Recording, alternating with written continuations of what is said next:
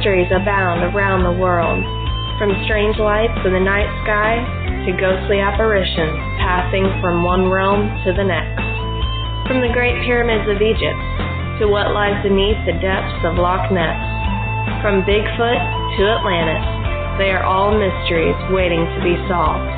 Join Lori Phillips, Lauren Smith, Graz, and Billy Simmons as they search for the truth on Nite Callers Radio.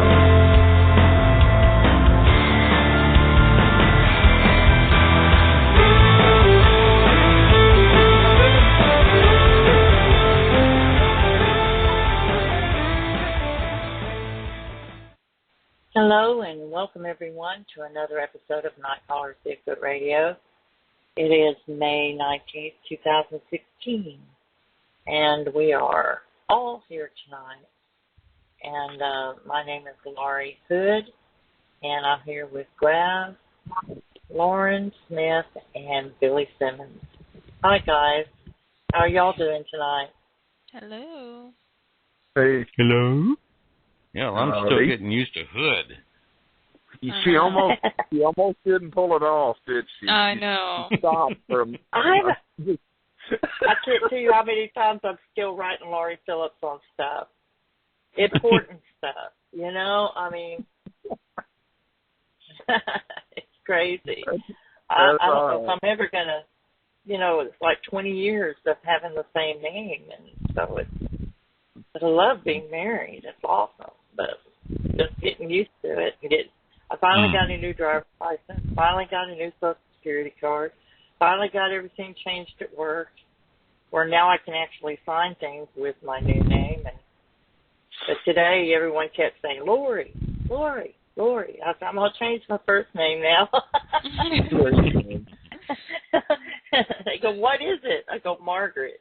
And so all day long they would say, Margaret, Margaret, Margaret. Margaret, you have a phone call, Margaret.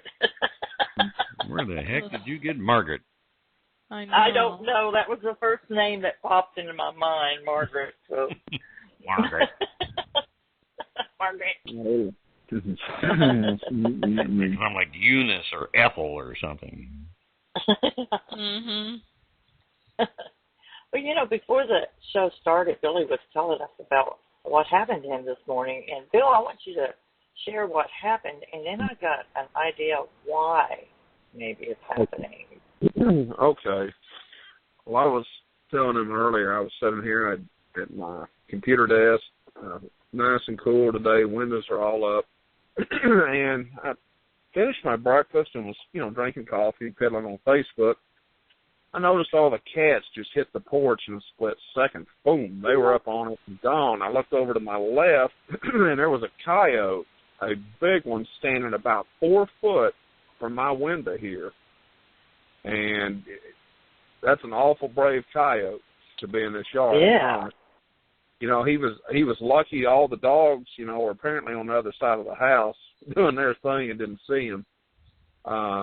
I don't know, other than the rain driving him, but to come up this close, or I don't know, he might have been trying to make a snack out of one of the cats. I don't know, but he got away lucky this morning. I almost got him. Well, go ahead. I want to hear you. I was thinking about that. Because that is really unusual for a coyote to come up that close to a house. Yes. But I am wondering, do you have a lot of flooding where you're at? Well, yeah, that's one very, very good possibility on it. I'm definitely not going to discount that. And he didn't look hungry because, let me tell you, he was every bit as big as that little healer I've got. You know, coat he was very pretty, he or she, and well fed. But, yeah, that's the only thing I can think of was all the flooding we've had. And like I said, we had a pretty good rainstorm last night and this morning here, so it might be, but either he lost his sense of direction because I've had him come up in the yard, I've had him fight with the dogs a time or two, but I have never had one come up, 4 foot from the actual side of the house, and especially not in broad daylight. So it was interesting. And didn't you say you shot one a while back? How long ago was that? I shot one about a month ago around 10 o'clock in the morning, and he was on the other side of the house just over in the pasture. And, I mean, just, you know, a few feet inside the pasture, and two of my dogs were just not shut up. And this just went on and on and on and on. And I walked out there, and, of course, you know, I wasn't thinking that. I just had my pistol with me, and I looked, and he's just standing there looking at me in the pasture. And so there's, you know, that one wasn't as lucky as the one this morning. But again, the time, 9, 10 o'clock in the morning, I mean, yeah, they move, but not this close to a house. That's what doesn't get me. They're not hurting for food. You know, I've rabbits this along. A little strange. You know, we had something like that about, I don't know, but it was in the fall. I saw them coming into the yard, but they never came close to the house. But it was during the evening, and they were at the edge, but they never did come close to the house. So, Well, I'm talking to Bill, and he's muted. Everyone else Bill still here? Yeah. Mm-hmm. Oh, No, I got booted off. Did you? Oh, I see. Yeah, Okay. It won't be the last time tonight the way the reception is. Oh, Yes. One thing about it too, if they're moving at that hour, you know, it's time for other things to start moving out here as well. I haven't heard anything at night, but it won't be too much longer. I'm sure before the Squatch start getting ramped up. Yep. So. Well, you be sure to keep us abreast of everything that's going on, Bill. Oh yeah. Hopefully the Squatch doesn't come up that close anymore. Hopefully those days are gone, but who knows? Oh, okay. Well, hey, if anybody has anything to share tonight? Well, I got something new here. There's a post on Facebook and one of the communities called Bigfoot Community. It's a new picture I haven't seen before, posted by Melinda Williams Bacara. And it seems to be someone standing in the second floor looking through the screen down at the backyard. And on the other side of the wood pile and kind of peeking around a bush is something that looks to be squatchable. And looking at the lawn chair, it's a wooden lawn chair, and the size of that thing compared to it, it's damn big. And you can barely see what looks like a face through the screen. A lot of people are commenting about it, and they're going to download the picture and work on it, that kind of stuff. I'm going to try to find out where this was taken. The person who posted it just says that it was posted on our museum page, she says. And she's asking if anybody has ever seen this picture before. It was just somebody who posted on another page. And it looks pretty interesting. I'm looking at it right now. It's just interesting. So it'll be another one of those blob squatch debates that'll go on for 6 months, pig squatch, and some of the other ones, you know, that everybody remembers, the owl flying down and away from the game cam that everybody thinks is a squatch. People are screaming about that back and forth at each other. It's just funny. It'll give them something to do. I thought it was a crow, not an owl. Well, I mean, there's an idea. It might be a crow, but the way me and Winona were working on it, it looks like an owl flying down to grab something that's on the ground in front. Oh, okay. So, you know, and it also kind of looks like a squatch, and kind of like this other picture looks like a big large hog, and it also looks like a squatch. So that's why we call it pig squatch. So, you know, a lot of people are having fun with that kind of stuff. And I kind of figure if it ain't obvious, it ain't evidence.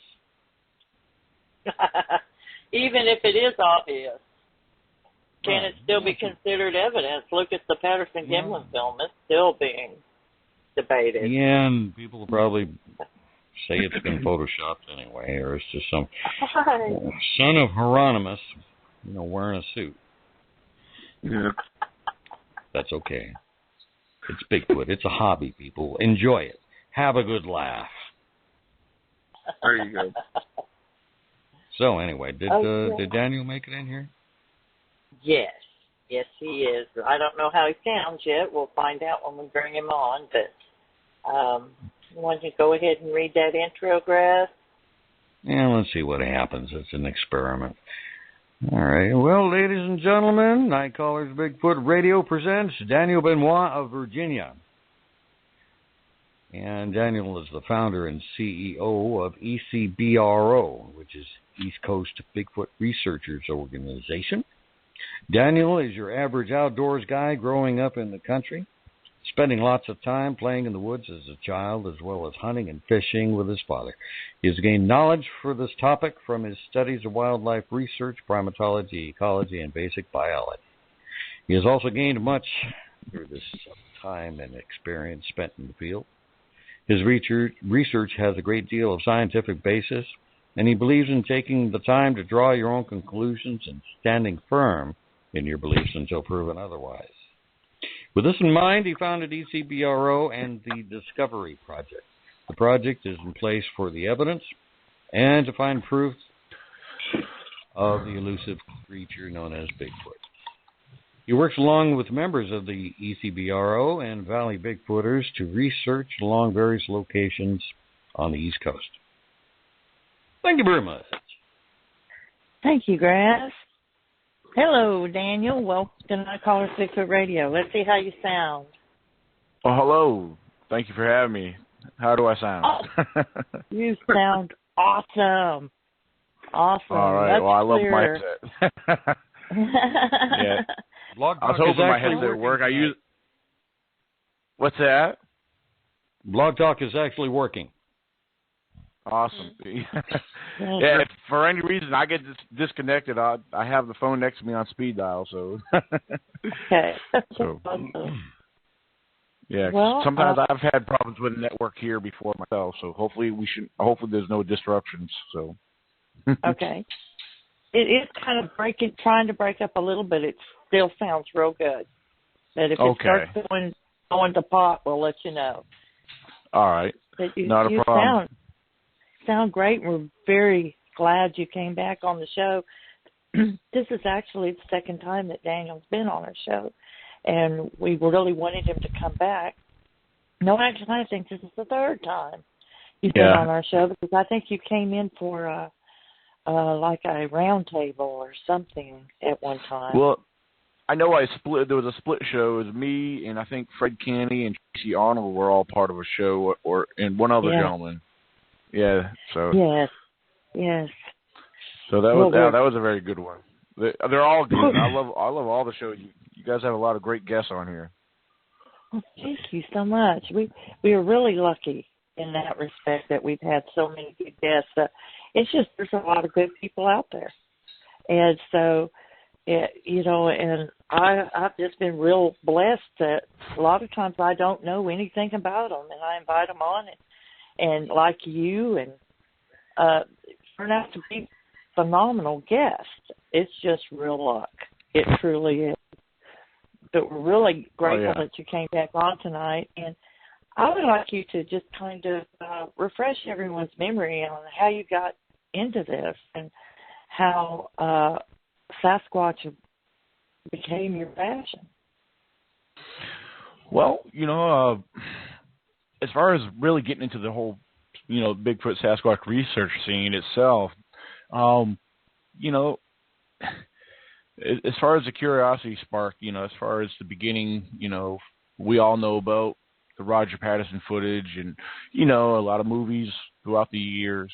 But, as I stated before, it was definitely the Roger Patterson footage, not the original footage, but when I seen it analyzed, when I seen some of the work that was being tested and done to that really sparked my interest to really push forward, to kind of look deeper into the subject. That's just one thing, but I'm going to say that's more the main thing. It had me paying a lot more attention when I was in the field, I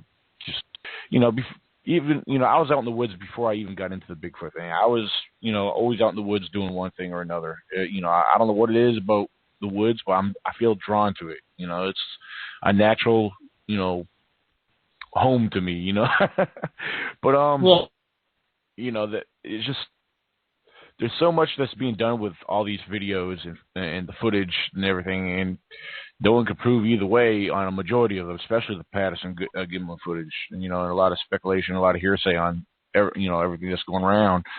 But, you know, like I said, it had me paying attention. It opened up a little bit more of alertness to me when I entered into the field, you know, and a lot of things became obvious, and I was just starting to find things. And some of it didn't make sense in the beginning, but the more I looked into it, the more I studied and, you know, listened to a lot of different people's opinions and theories, I had to start looking into the theories. You know, a lot of these theories, you know, some of them were a little absurd. Some of them were like, okay, maybe this sounds like it could, you know, make sense. So, yeah, you know, I had to look into them. And you know, there's a few things along the way that actually I feel like they were starting to come together. Of course, any bit of evidence I have, you know, it's pretty solid to a lot of people, but it depends on who you ask. You know, what I might have is either inconclusive or not considered full or solid evidence at all. But, you know, I know what I have, and, you know, I have no doubt in what I have is authentic, you know. But I tell you what, there's you know, talking about theories and everything. Well, this wasn't really a theory, but this is something I've actually been working on the last few years. And when I started putting two to two together, as far as doing a comparison, well, let me back up a little bit, and I'll share with you what I'm actually referring to. Okay. And I've said this quite a bit. I said it, you know, spoken in a lot of my videos, a lot of them on my podcast shows, and people he'll even in the future you'll hear me repeat it again. Bears and Sasquatch. I use them as a comparison. I compare the two. I believe there's a equal comparison to a lot of their characteristics, behaviors, patterns, so forth. Their feeding habits, everything. Now, of course, you know, another thing on the side note, of course, bears are very often misidentified as, you know, some people, I believe a lot of people see a bear and mistaking them as a Sasquatch. But now, as far as my comparison, their travel routes, their behaviors and patterns, over and over again, I've been seeing a continuous pattern as far as where I find bear signs. I'm also finding a separate sign of, you know, evidence that belongs to none other than the Sasquatch. You know, and I've tell people this all the time. If you start learning and understanding bear activity, bear signs, bear tracks, now this may be different elsewhere, but this is my focus of study in a couple of areas here on the East Coast, specifically here in Virginia. You know, I've come to learn and understand the bear patterns, their whereabouts, and especially this time of year. They're out on full force. They're out and about, tearing stuff up left and right. I mean, their tracks are being all over the place. And when I'm out in the field, I start looking for bears. I start looking for their signs. I start looking for their tracks, etc., whatever. And when I start following these signs, come to a pattern of squash tracks. A lot of people think I find too much of one thing, that it's not adding up to them. And, you know, I think some people maybe might look at it in a jealous state of mind. You know, they might get jealous. Oh, why is this guy finding all these tracks? He's got to be hoaxing. No, I've pinpointed a pattern that works for me, that's revealing something that over the years it's just been repeating itself over and over and over again. And like I said, following the bears and their signs and actions, everything, you'll start observing the Squatch's activity and signs and everything. So that's something that method, since that's been working, I'm going to stick to that. That's one of the main things I'm going to stick to. Right. Well, if it works, you definitely want to stick to it. Oh, absolutely. And like I tell everybody, I mean, you got to understand and get to know all your wildlife, not just bears, but everything, you know. you got to be able to identify and know the differences. But, you know, like I tell people over and over again. Your area isn't necessarily what's going to work for another person's area. It depends on the wildlife. Right. It depends on the terrain. Oh, absolutely. Absolutely. But, I mean, this is something that's working for me in my area. And like I said, it's been a reoccurring, you know, situation here happening. And I'm finding a lot of evidence by doing so, you know. You know, it's not every day I go out. You know, every time I do go out, I don't always find something, you know. But, you know, I do stay focused in concentrated areas, and I've observed changes, you know, from anywhere from year to year, even closer times from month to month to even week to week. I found changes from week to week, sometimes month to month, or like I said, year to year. You know, especially you got to consider the weather throughout the years, the weather throughout the weeks and days, months, etc.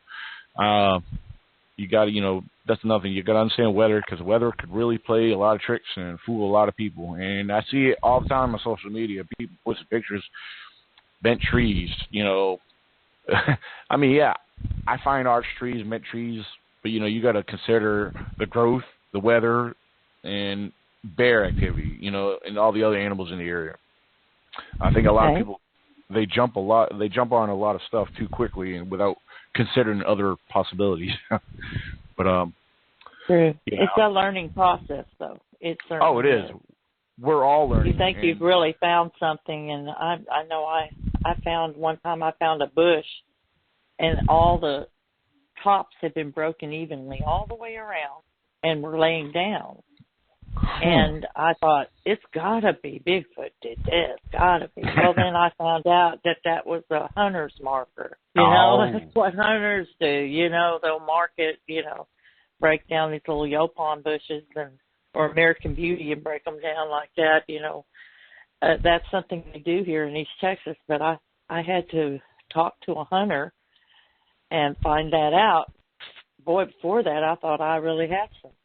You know, so you're right. It's a learning process of what's in your area. Now, if someone does not have bears, which I don't, if I was trying to find bear here, I would be looking day and night. I would not find any bear in my area. So, have you ever, Daniel, noticed that when you were casting those tracks, did you ever feel as though you were being watched? You know, that's a good question. And actually, yes, I have on 2 different occasions that, you know, probably just this past year, later of the 2015 year, in this one specific area I've been paying a lot of special attention to, where I've actually found 16-inch tracks. You know, walking into the area after I found my tracks, I had to walk all the way back out to go get my material to come back into that area to make the work on my cast. Well, as far as upon arriving close to that specific area, now, you know, there was walking over to my far right. You know, it was dead silent, but from out of nowhere, I had this hard, loud, sharp whistle sound, and I stopped in my tracks just to look over there. I was like, well, you know, the whole time it's been dead quiet. I said, that's kind of odd to hear a very loud whistle, you know. And I was like, okay, it must have been just a bird. So I kept walking, you know, and then as soon as probably about 15 feet to my location where I was headed to, I had a tree knock on the opposite side, a real hard tree knock that stopped me again in my tracks. I said, oh, wow. I started looking down in the area, and I was like, they're around me. Apparently they took notice of me, and they're alerting or communicating.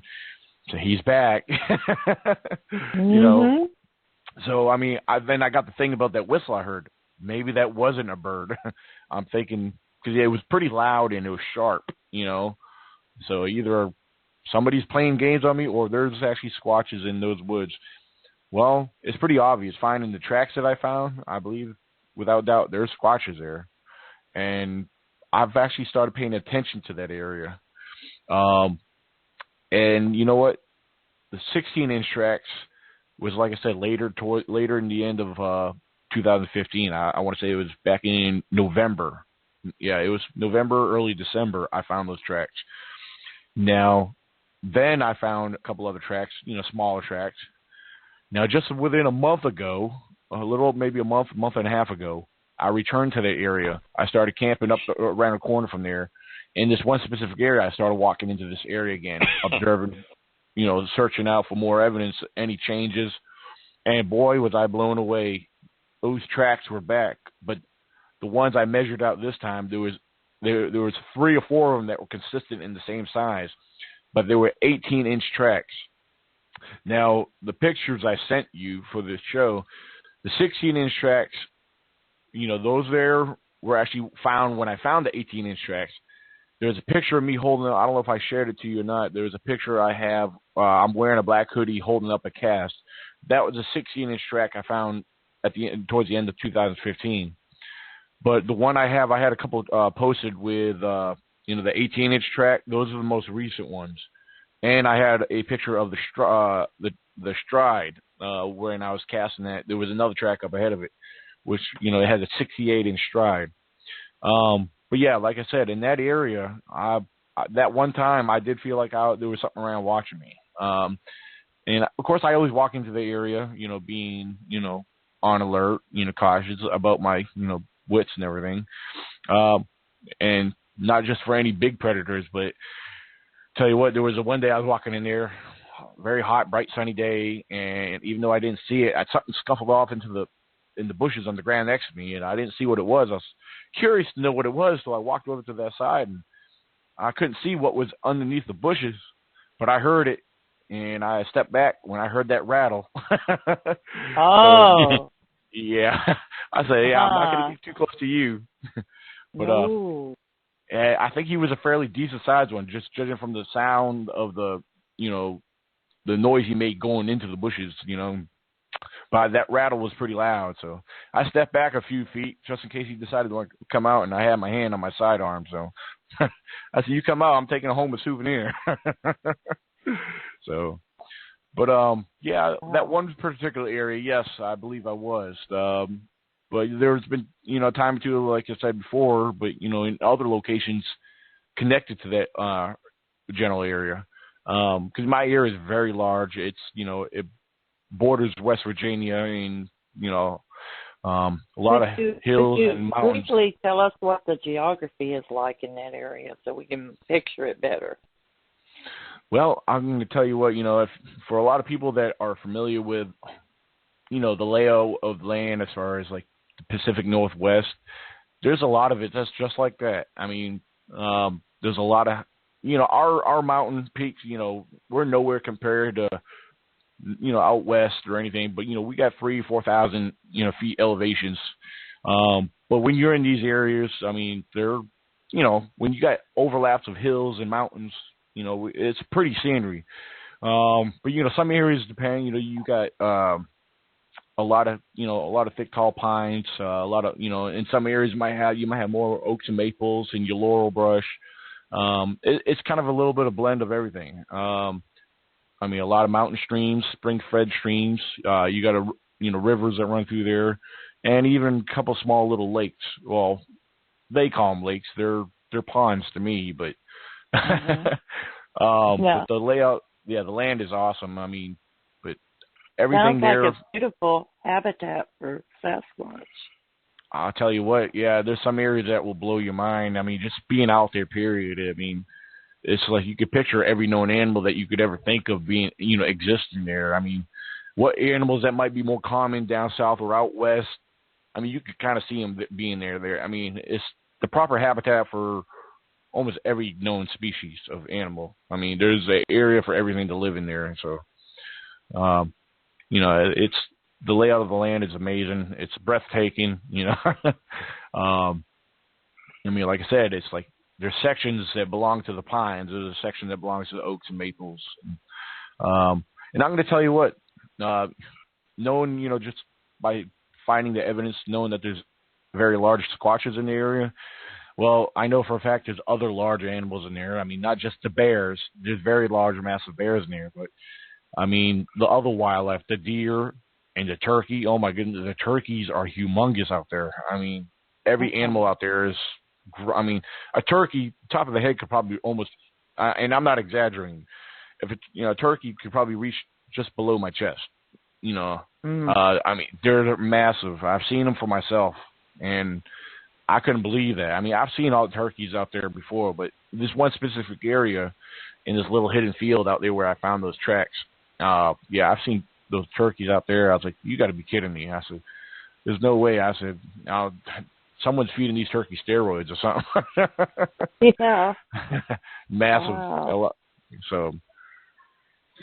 Have you ever had a sighting, Daniel? Well, actually, to be more specific, I can't clarify it as a actual sighting, considering it was at nighttime. I will say it's an encounter, and there were 3 subjects. Okay. There were, yeah, like I said, there was definitely 3 subjects, and there was a definite juvenile without denying it, and you know, this is one I've shared quite often. And the juvenile, well, we estimated it was around probably about between 4 or 5 feet. More, yeah, about 4 or 5 feet. Behavior, I mean, the behavior, you know, he was portraying, he was very, I don't know, he was the one that was moving all around. The 2 bigger ones were just standing there, staring, looking around. And of course, I think, you know, being a juvenile he was kind of hyper, like any young child would be, you know. But he was like swaying back and forth, you know, and just kind of bouncing around more or less. And at first, when we first saw these subjects, we only saw well, to start off, we saw the small one first, until it ran off away from the roadway we were walking up, and like, you know, then we took notice. There were 6 of us who encountered all this, and we were like, look, there's another set of eye shine over there, and you know, all we saw from that there, we seen it just blinked a little bit, and we were kind of getting excited. Seeing what we were thinking at the time, that, hey, could this be, you know? But then we were kind of acting silly ourselves. We were trying to get responses. Then we took notice of another subject to the far right, seeing it behind the bushes, and you could see how it was raising up, and the height exceeded the height of the first bigger one. The first big one was around the 6-foot mark.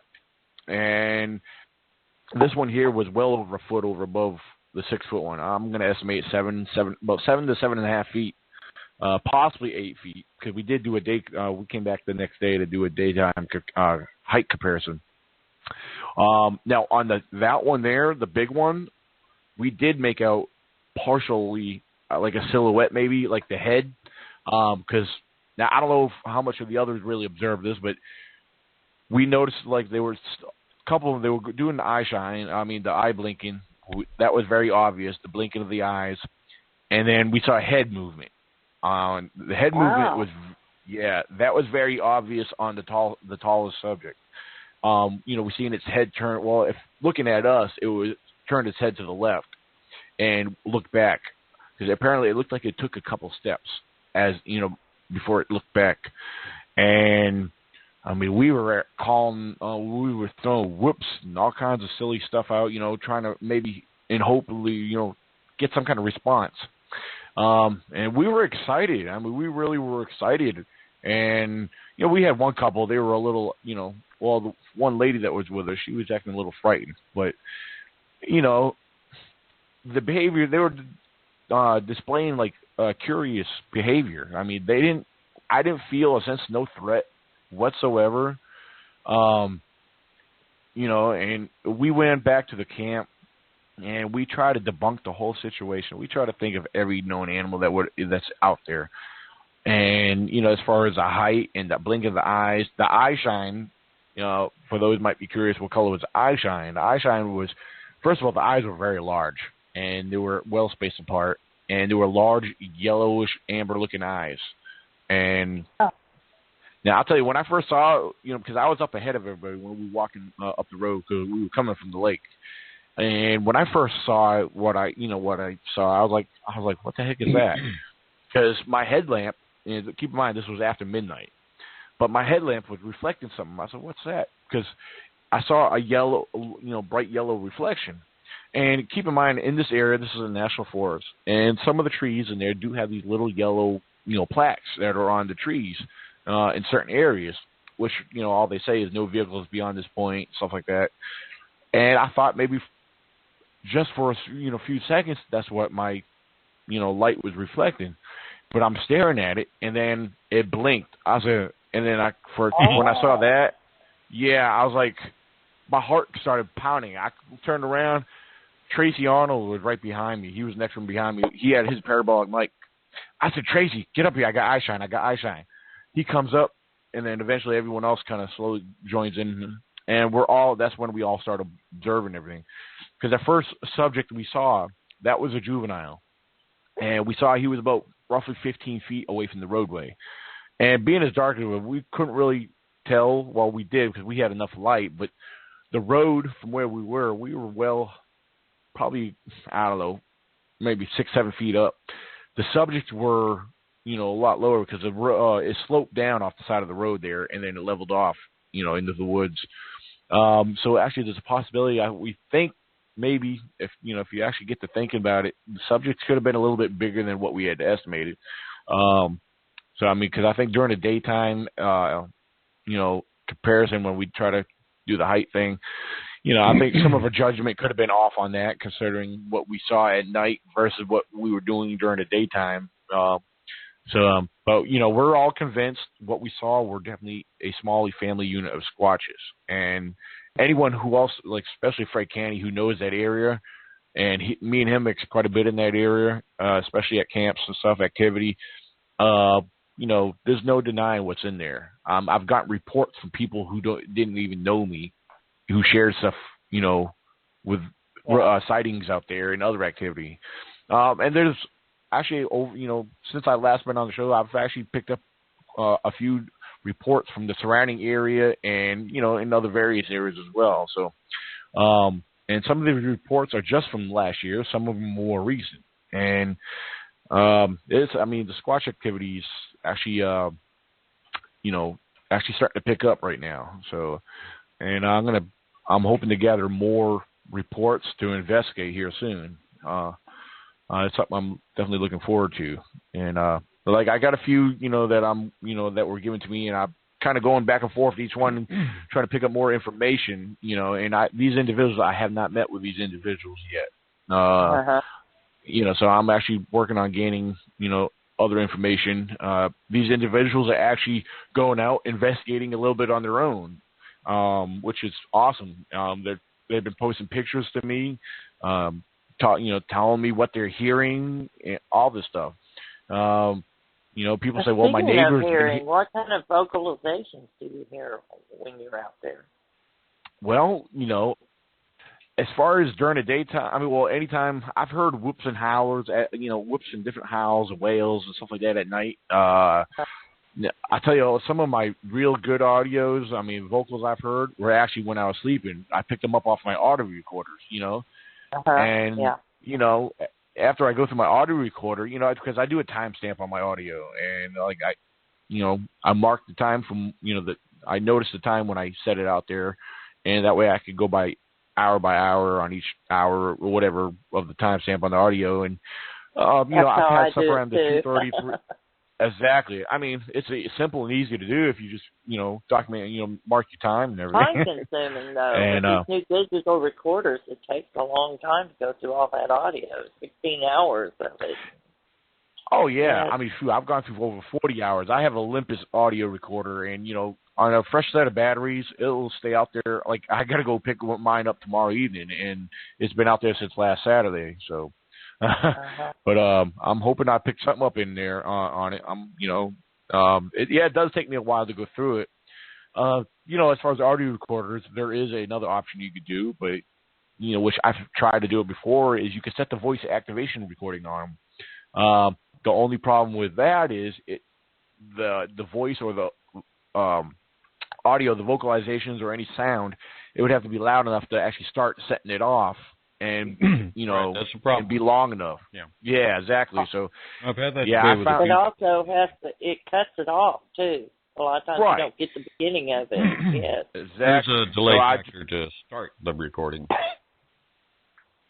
Because I think mine, when I start mine, hit record.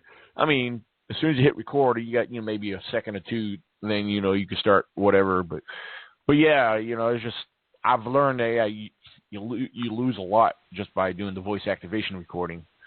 The only thing as far as I like doing it as far as camera wise, I'll use the motion detector, so you don't waste footage and stuff on stuff that but yeah, I mean, I know audios and vocalizations, it could be inconclusive to a lot of people, but I still find a lot of it's interesting.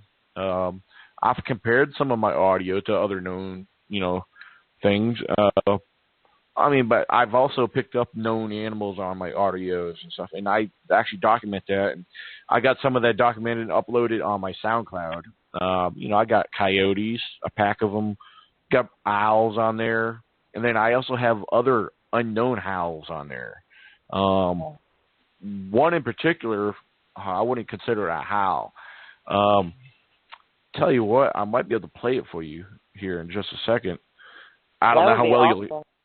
I don't know how well you hear it. I could play it through. Give me a second.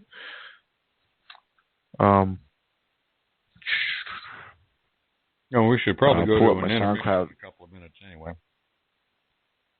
Okay.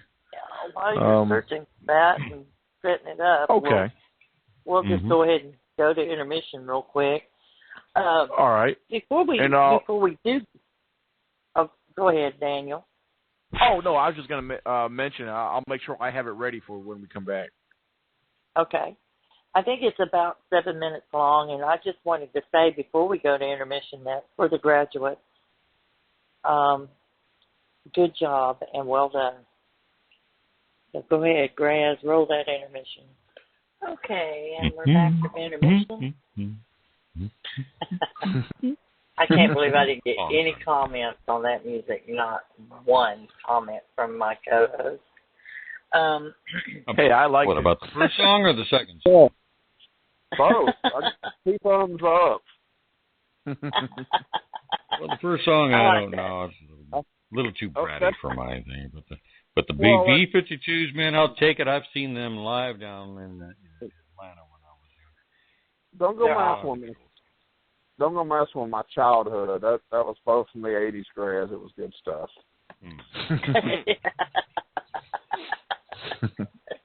Like the Beastie Boys, man, we need to talk. Anyway. Yeah. Beastie Boys. You're such a funny little boy, Billy. I'm so proud to have known you. Anyway. Well, Graz. Anyway. Just because you were voting for the Grateful Dead. Go ahead. Grateful Dead. Oh, man. I need to find the Grateful Dead. Time. We'll have you some see, of people, that. Billy is under the impression I'm a hippie. I'm not a hippie. I'm just a long-haired country boy. That's all. Billy's just having some fun. You're an ex-hippie. Next. No, I was a country boy living in the communes, enjoying the Jewish princesses and all that kind of stuff. That was a lot of fun. Oh. But anyway. We'll save that for next week. Right. I don't know. Don't get me wrong, but I always thought, who lives in communes? Hippies. Hippies live in communes. Yeah, but I wasn't a hippie. I'm going to keep saying that. I wasn't a hippie. I was just having fun with them. You weren't all into that free love and sex and rock and roll? I'll take the free love. I wasn't worried about that. Hippie. Exactly. That's why I was there. Okay, all right. You like hippies. Okay, you were a hippie lover. I'm half a hippie. Weren't a hippie. You were a hippie lover. Yeah. We love you anyway, guys. Why? We don't know. Anyway. Okay, we're back with Daniel Benoit from Virginia. Yes, we do have Daniel, a guest. Did you get that to where maybe we could hear it, that recording? Yes, I got it on my phone here. I don't know how well it's going to sound. I'm going to try to hold it close, but not too close. Okay. And like I said, this particular audio is very short, so I'm going to try to play it right away here. I don't know if that was heard or not. Oh, cool. Yeah. Now, a lot of people that hear it, that play it for themselves, say it almost sounds like a person yelling. But now, this was around the 2:30, 3 o'clock time period. And that particular that time when I got that recording, I was camping. Now, my audio does pick up somewhat long range. Now, the thing is, if there was any vehicles in that area, I would have heard a vehicle sound when I was listening to all that. I did not pick up no vehicles riding by or nothing whatsoever, especially where I was located.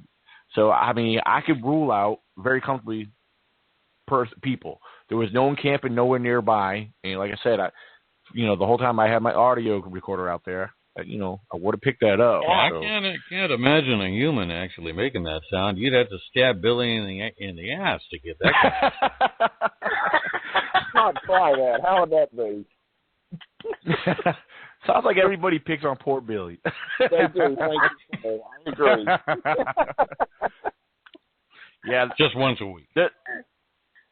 My mom picks on a Billy too, but that's her husband. See, I just pictured that. That just was not right.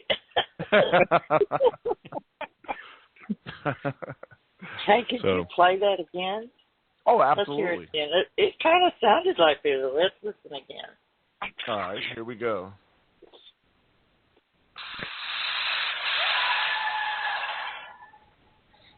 That's Bill passing a kidney stone. That's what I was just fixing to say, that's going to be me when I finally dislodge this kidney stone. Yes, thank you. So, yeah, did that sound, through the microphone on my headset, did that sound okay? Yeah. Oh, yeah. This is good. Okay, awesome. I was concerned about the audio connection. Well, let me tell you, we can definitely rule out coyote or wolf or owl. Yeah, I've got all them recorded on my SoundCloud as well. I don't have a whole lot on my SoundCloud uploads. Hopefully, maybe I'll get more here this year, but I will throw it out there. Anybody that wants to look me up on SoundCloud, the name is under my name, Daniel Benoit. Benoit's Benoit, and then it has a number 7 after it. Of course, when I first made SoundCloud account, I don't remember how the 7 came up, but there's a 7 in it, so... Go to my playlist. I have everything under most of my audios put together under the playlist called Bigfoot Evidence. Even though there's other, I have known animal sounds in there. I just have all of them under there. So, but yeah, definitely check that out on SoundCloud. Daniel 7, Daniel Benoit 7. So awesome. And while we're on the website thing, you've got ECBRO.wordpress.com. Yes. And that's my. I have a lot of blogs on there. A lot of them. Some of them miscellaneous educational blogs I post. I do have a couple of my reports that I've actually done on there before. I haven't updated that all too recently. Sometimes I'll even take when I find an educational blog from a website, I'll actually add it on there. If it's educational in regards to what I'm doing and researching, I'll share it on there as well. And then because a lot of people they're very unaware of a lot of what the connection and to kind of explain what I'm talking about, especially with the research I do. I use primates and a lot of our known wildlife in the study of Sasquatch, and it all has a connection. And, especially when I talk about primates and comparing them to Sasquatch themselves, I try to use a lot of simple primatology. We really don't have too many reference points to actually be able to think about Squatch and try to test the situations out. How do you approach a Squatch? Is it more of a primate or more of a human? It's hard to, you have to pretty much wing it when you're out there. Right. You're right. A lot of, as far as there's a lot of theories and hearsay out there, but you know what? None of them are accurate because there's no proof behind to uphold any of the theories. A lot of the people's hearsay, especially, a lot of people are probably going to hate me for saying this, but the human hybrid, don't throw that at me. I don't want to hear that crap. But there's, like I said, maybe at the same time I won't knock it down, but it's just, that's something that floods a community, the Bigfoot community, and that's I think it's safe to say there's very few that are on that train right now. But prove me wrong. Types of Squatch out there, and one line could have, like they were saying something. I think it was about a woman, a female Squatch, being impregnated by a human or something along that line, and that's how it was passed down through the mitochondrial DNA, through the mothers or whatnot, along those lines. There might be a group. There might be a grouping, a little swath of them in a certain part of America, but there are different types of Squatch, and you can't generalize it. Exactly. Just like there's different types of humans. I mean, there's different, another good comparison, and this is something I've used a long time ago. Like, for one thing, Sasquatch, my opinion, this is my opinion of what my belief of Sasquatch is that they are a creature of some form of primate, but all of their own kind. Just like our known primates. Their DNA is very similar to ours, but they're not human. So, I mean, if they're so close to us, why aren't they being called the human hybrid? So, that's something to kind of look into, look at it that way. But I believe there's different strains, different, offspring or breeds of these, Sasquatches. Just like there's different kinds of horses. You got a mule. A mule is a offspring or a strain of, that's connected into the bloodline of a horse. Just like you have different cats and dogs, you got house cats, you got bobcats, mountain lions. They're all in the cat family, Right. Just like a Sasquatch, they're all in the primate family. We're considered in the primate family, but we're considered human, primates. Then you got your non-human primates, Sasquatch is definitely a mammal. They got hair. Well, one of the problems I found with doing this research during any kind of comparison to what we've already got on the tree is that they keep trying to use the out of Africa model, one, and two, everything they find, they're trying to put on a branch of a tree. And as far as I can tell, the out of Africa model is falling apart, and the tree is falling apart because it's too spread out around the world.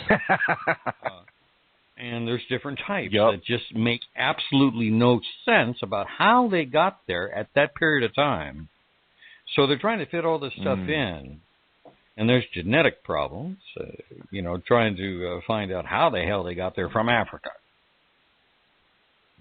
Right. So it's like a puzzle, and all your pieces are triangles, and you got circle. You try to fit them in a circle, spot, and they're not fitting. Right. And now we've got Squatch, and how the hell are we going to do that? Right.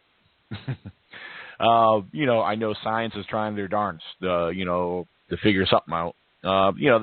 I will say this much: they do have a lot of their work, and they have a lot of good theories. I will give them that. It's the same thing in the Sasquatch world that a lot of us are trying to do. We all have our own theories, but till they're proven otherwise, we can't say for sure. And even if the scientists actually get a body, like all these kill Squatch people, if they actually get a body, they're only going to have one type of Squatch with that body. And granted, it might be a type set that they can at least say the Squatch exists.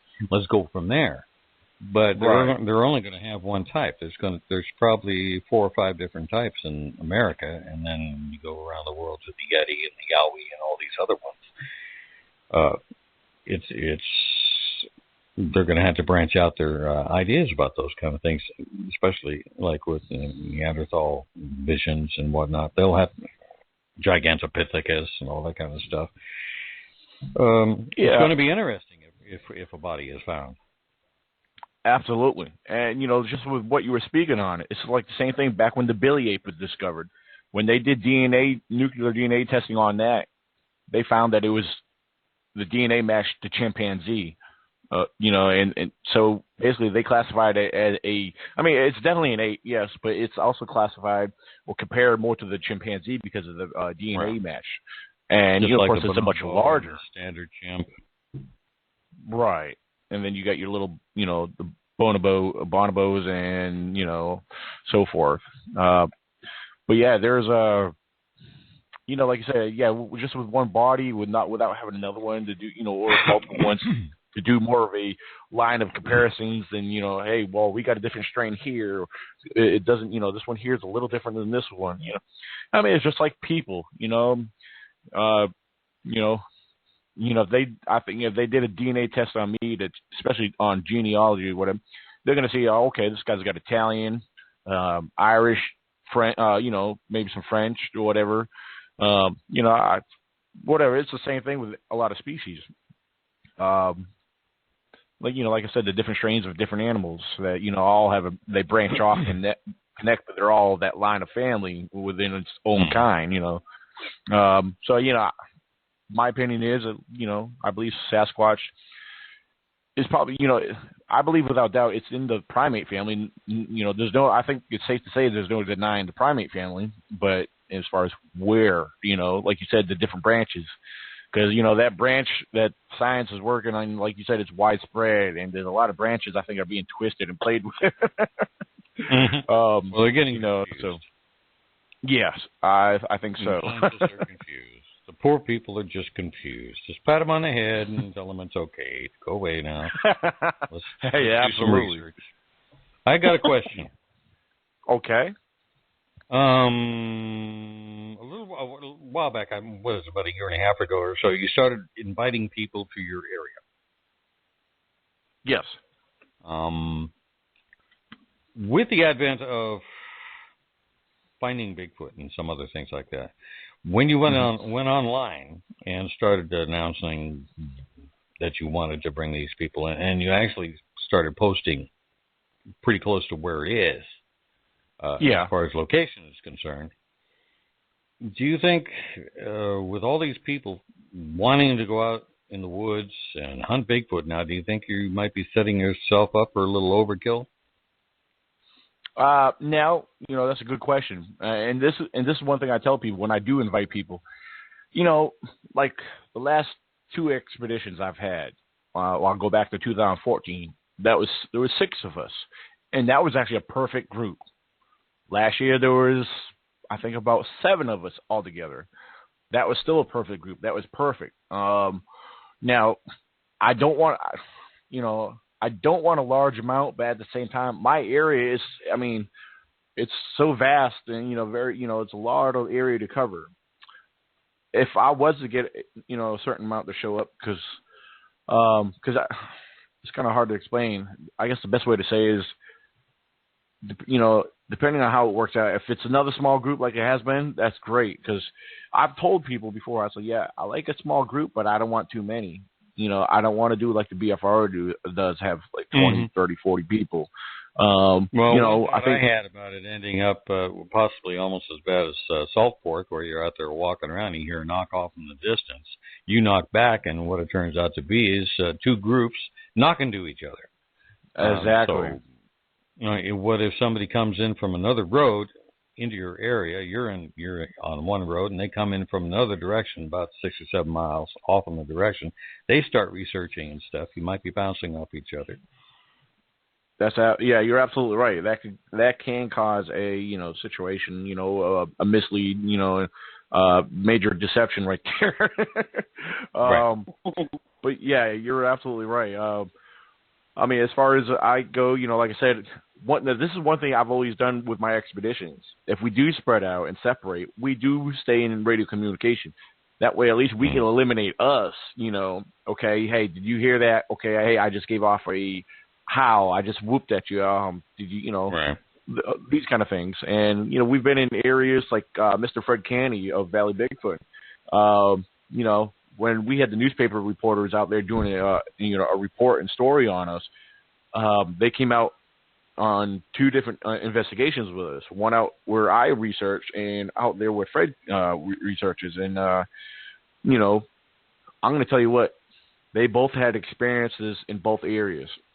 In my area, it was totally unexpected. They had a rock thrown at them, and they got it on film. And that was, that was mind blowing. That was when they came to my home to give me a one-on-one interview. They showed me that footage, and I was like, wow, that's like something I don't think that's ever really been captured on film before. And they've actually gone back there to that very same location, both reporters, and they brought another individual from the newspaper company, and they all went back there and they tried to debunk the whole situation. And the thing is, when it happened, everybody was accounted for. They knew where everybody was. Where that rock came from, there was nobody over there. So that was awesome that happened to them. Over in Fred's area, there was me, the female reporter, and one of the other people from the newspaper company. All three of us were in one group, and Fred and the photographer, they went over way down behind a field. We were quite a distance from each other, and of course we had radio communication. And it was probably about 11, 12 o'clock at night, and I take them up behind the camp on there's a lower trail, and we're standing back there, just kind of standing around listening, and we're kind of talking quiet, but amongst ourselves. And from out of nowhere, we got a whoop, probably 50, 75 yards away. And it might have been a little further, but it stopped us from talking, and we both looked in the same direction we heard it from. And I radioed over to, Fred and the other gentleman, and I was like, did you guys just give a whoop? No, we didn't even do nothing. So I was like, okay, that was a conversation. That was between us. From their location to our location, there was something in between us. So that was exciting. And they mentioned that in the report, in the story they uploaded online. So,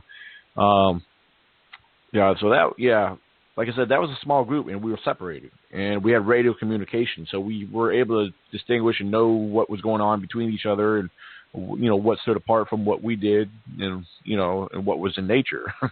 So yeah, these little experiences, are exciting, especially when there's skeptics that are out there experiencing them for themselves. Now, they do state they can't explain what they had happen to them, but yet they're still skeptic. That's fine, I think till this day it'll take seeing to believe in, for a lot of people, and that's fine, I was a believer and a knower before anything's ever happened to me. I believe if anyone does the right research and looks hard enough, take the time to put into it, dedicate some time, and understand what's out there, the pieces of the puzzle are going to start falling together. And some things ain't going to make sense to you, but a lot of it's going to fall into place. And when you start understanding, if you know nature, because there's a lot about nature that a lot of people think they know, when there's a lot more to it than meets the eye. I'll put it that way. But yeah, I encourage anybody to get out there. If you are just a camper or somebody who goes hiking, and you're curious about what else might be out there, take your time, be observant, relax, start looking on the ground. I mean, I've heard stories from hunters that, when they learn about what I do, well, I've been out here, I grew up in these woods all my life. I've hunted all these woods. I've never seen nothing like. So I've been in that conversation and those situations quite a few times. I was like, well, were you looking for these kinds of things? Were you when they're out there in the woods, they're only looking for the signs of what they're hunting. And I tell you what, a majority of hunters these days, they do not leave their very few of them leave their trucks, because a lot of them are running dogs or whatever.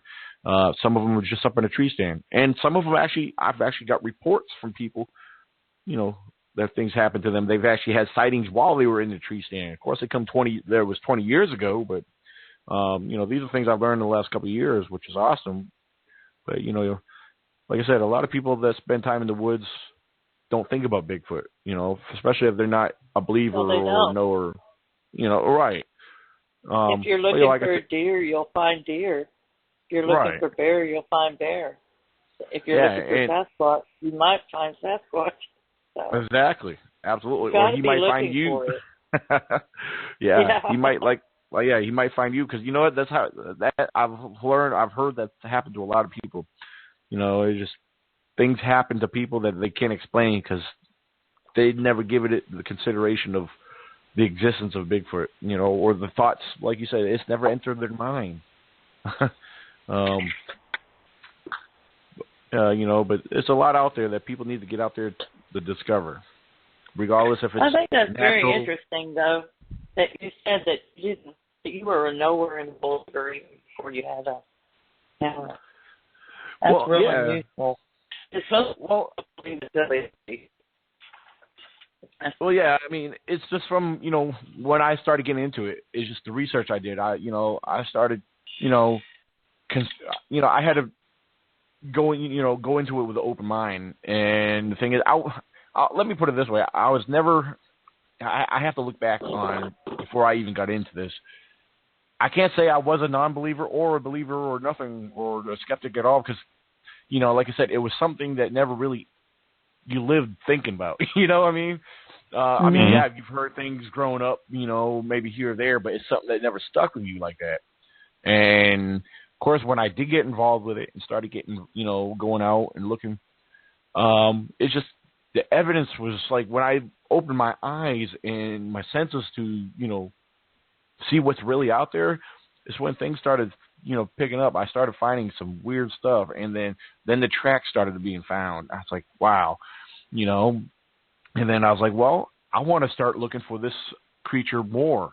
I want to learn about this creature more.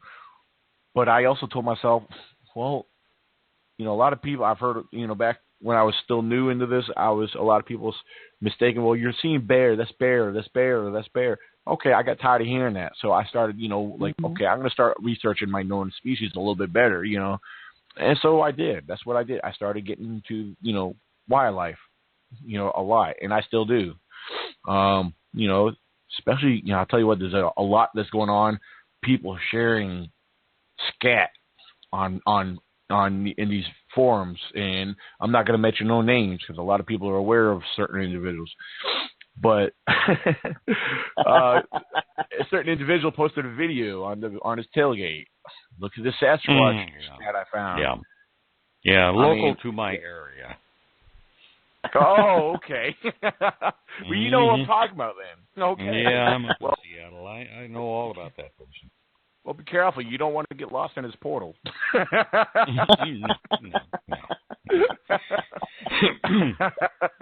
I'll create my own, and we'll have dueling portals. There you go. I never understood people posting pictures of scat in the first place. Like, what are we supposed to do with that picture? Oh, well, we'll zoom in on it. Look, corn. I don't know what the hell they're putting that kind of picture up on Facebook or any other place. And just keep your crap to yourself and get some research literally, if right? you want. Yeah, just keep your own crap. I found some scat one time in it, and I'm pretty sure it was Bigfoot scat, and it smelled awful. So I wanted to have somebody professional look at it, so I decided I would freeze it. So for the longest time, it was in several Ziploc bags that's in my freezer. And my husband at the time says, I cannot believe you've got Bigfoot SHIT in our freezer. You ever find any information about that? No, because he took it and threw it in a fire one day. He was burning out in the backyard. And the next thing I know, he took it and threw it in the fire. He says, it's been up there 2 years. It's probably degraded. Nobody could tell anything from it, So there it went. It got burnt. And now you said when you found this, it stunk pretty bad then, right? It was pretty foul smelling. It was. It was very foul smelling. And when you smell scat from other animals, I mean, this didn't really have a smell until it was broken apart and examined with a stick, and then it was just like, woo! It just stood back. And we've examined other scat, it didn't have a smell like that. It almost smelled like a human. It looked like a human, but it was a lot more than I've seen any human. And it was right in the middle of the road that we found it. Right in the middle of the road. Of course, there were bears in this area. This was up in the Comanches in Oklahoma. So there are bear up in that area. It could have been bear, but we noticed what they had been eating. There was fur and feathers and just all kinds of berries and just all kinds of stuff in it. So I guess it could have been bear, but I don't know. Well, I can tell you a little something about bear. Now, I guess this also depends on their diet. But, I do examine a lot of bear scat. I've seen bear scat comes in all shapes and forms, and I've seen it look like a cow patty. Some bear scat looks like human. It does. It really does. It depends on their diet. Like, you will see berries and seeds in a lot of bear scat. Sometimes you won't see nothing. You'll take a stick, open it up, examine it. It'll be like a light pasty brown, and every bear scat I examined, fresh or old, it did not have a scent. Did not have a scent whatsoever. Now, like you said yours had feathers in it. It could have been part of the animal that it ate or whatever. It could have had some kind of decay smell to it, but yeah. Oh no, it smelled like exactly what it was. That's what it smelled like. And it was really powerful. Ugh. It was. I like to believe really that you powerful. had. Yeah, I like to believe that you. Let's make it worse, Daniel. It's gone. It's been burnt. It's. I froze it for 2 years. He'd go digging for some Bluebell ice cream and run across that Bigfoot scat in my freezer. He just. Oh my God! That man put up with a lot. He really. Well, at least he didn't think it was something else and brought it out to eat. Now, as far as scat as evidence, on a rating of 1 to 10, as far as I'm concerned, scat as evidence is going to be a 2, as far as I'm concerned, because a geneticist who I read somewhere says that in comparison to hair follicles and whatever, it's really not that good. It's really hard to get DNA material out of scat because it's so sometimes too degraded by whatever system that stuff is running through. Right, exactly. So, as far as I'm concerned, if you'll find some way to get hair traps, if you want any kind of evidence along those lines, get hair traps that actually pull out of the skin in certain ways. Not just, like a lot of people put duct tape or some kind of sticky stuff out there and try to get hair pulled out. You ever try anything along those lines? I've actually considered it, but I have not. I'll tell you, there is a, using sticky traps and stuff like that, unless you seriously know what you're doing and you've been trained properly, this is my opinion, and this is, if you think about it, this will make sense. It's almost impossible to set something like that without having your contamination on it. Sticky traps, you got the glue texture that there's a contaminant in itself. You placing sticky stuff out there, you're going to get particles of either your hair or dry, skin particles, anything on the tape. That's going to cause human contamination right there. Now, it's a little tricky, even if you try to use rubber gloves. I mean, that's going to be a mess right there. Like I said, it depends on how you do it and how you plan. I think if you're in a full exam lab suit, fully protected, you might have a chance of keeping it clean. Yeah. Well, one of the problems that I've debated with some people about these sticky traps is that sometimes you collect birds in them and other small animals that just don't need to be trapped like that. So there's a certain problem. A lot of people have experimented with that, and probably still will, in a way. But you're running a risk of doing more harm than good. Right. That's been one of my concerns. It's like I want to create some form of trap to collect DNA, but then also you got to consider you want to do it humane. You don't want to harm no animals whatsoever. There's one trap that I've seen on a documentary, and it's been forever stuck in my head. But yet it causes harm. It may not kill an individual, but it'll create a lot of pain to that individual. I'm sure a lot of you are well familiar with it. It's the one from when Dr. Jeff Meldrum and a few other individuals went to go investigate the cabin. Where they had the nails sticking up out of that mat? Oh, my goodness. Mm-hmm. Well, they did that for Bear. Bear kept trying to get into his doors and windows, and he put that plate out there for Bear, but instead he got a Squatch. Right, and they showed the outline of the whole foot and everything, but at the same time, they claimed they couldn't get no DNA out of it because I don't know if it was something to do with the galvanized, or the rust contamination or something like that. Which I think, according to what they have in these advanced labs, especially with I think Dr. Brian Sykes, even Dr. Todd Distel, he's got a very advanced. He's probably got one of the most advanced laboratories here in our country. But with all the technology and all the the testing they could do, they have the ability to separate these different contaminants to bring out the actual DNA itself. But I'm sure there's a lot of work involved to do that, But I don't know. But that one there, the nail trap, I've always thought about trying something like that, which only problem is you got to make sure you got to know where you're going to be putting it, where you got to be able to rule out other people going through there because you can really hurt somebody, So I don't know, but that, think that would be a great idea. Those things about 8 feet off the ground, I don't think you're going to have too much of a problem with deer and bear and other animals like that. If you can find some kind of hook trap or some kind of scratching trap that would actually grab the hair as they go walking by and pushing branches out of the way, like along the edge of an evergreen or something really thick, that they would just walk by and brush up against and it would grab their hair.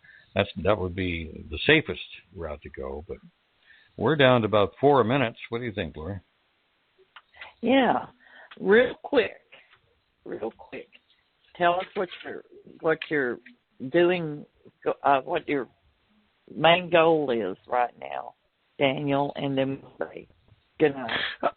Okay. Well, right now I'm going to continue research. My main goal is to, is to keep doing what I'm doing. I still have a lot of investigating to do, a lot of research to do. I got some projects, that's all tied up with the ECBRO Discovery Project, and that's still in full effect. Right now, a lot of this is our expeditions coming up, or it's all related to this. A lot of the data and research that we do, it's all being put together, and there's a few little minor things. I can't really get into detail quite yet in what I'm doing, but I will mention as far as our expeditions go for our research and in hopes of gathering further evidence. Memorial Day weekend, May 27th through the 30th, I'll be in West Virginia.